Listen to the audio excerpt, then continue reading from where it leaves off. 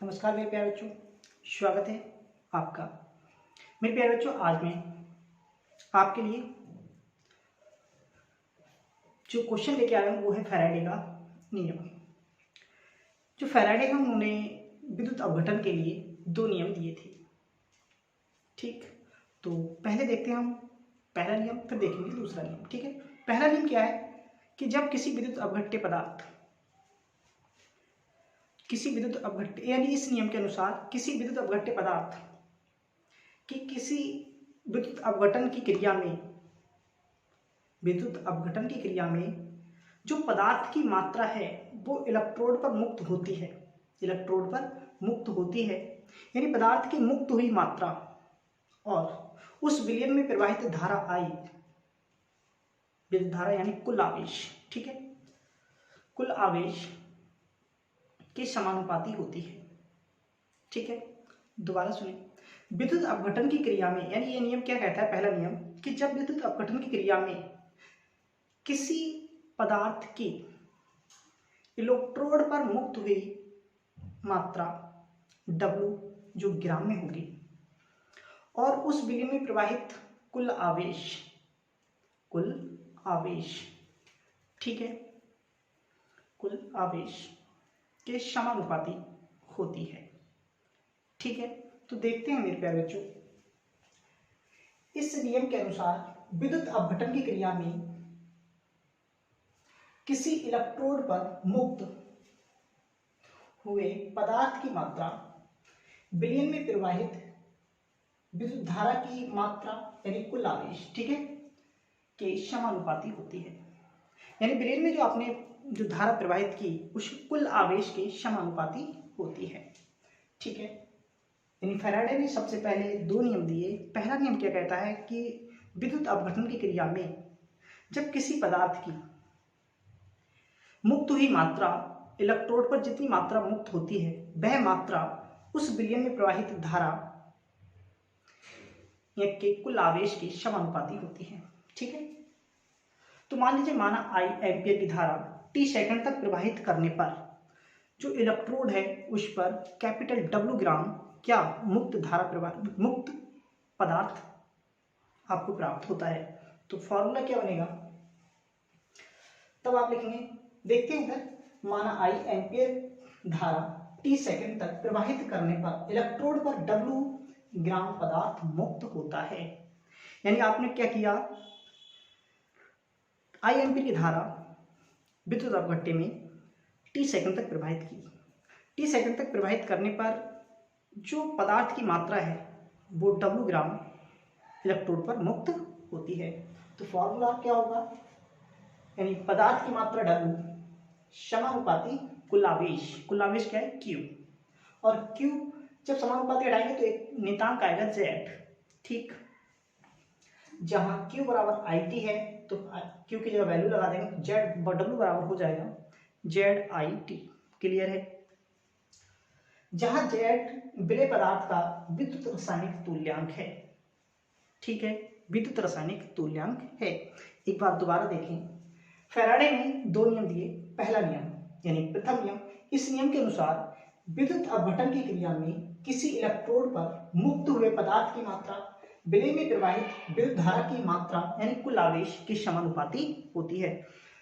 माना I ampere की धारा t सेकंड तक प्रवाहित करने पर इलेक्ट्रोड पर W ग्राम पदार्थ मुक्त होता है, तब W समानुपाती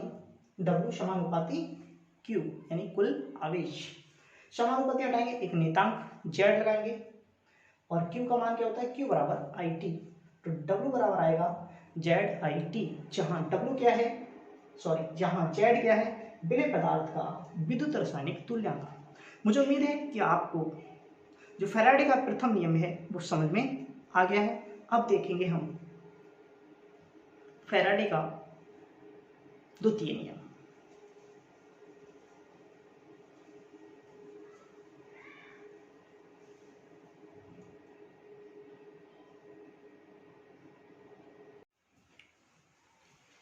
अभी आपने देखा फैराडे का प्रथम नियम, अब देखते हैं फैराडे का द्वितीय नियम। फैराडे का द्वितीय नियम क्या कहता है, फैराडे का द्वितीय नियम यानी इस नियम के अनुसार जब बहुत से विद्युत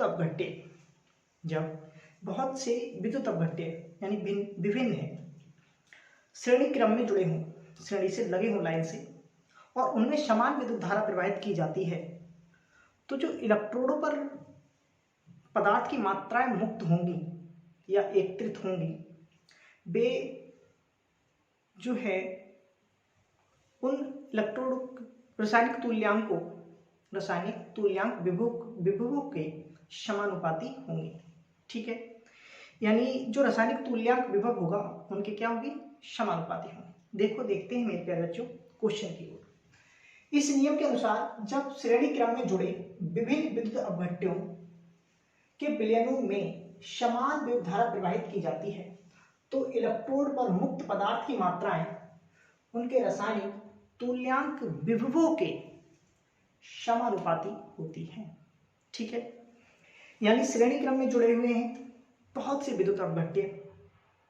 मैंने 2 का एग्जाम्पल लिया है, लेकिन आप 2 से अधिक भी मान सकते हैं।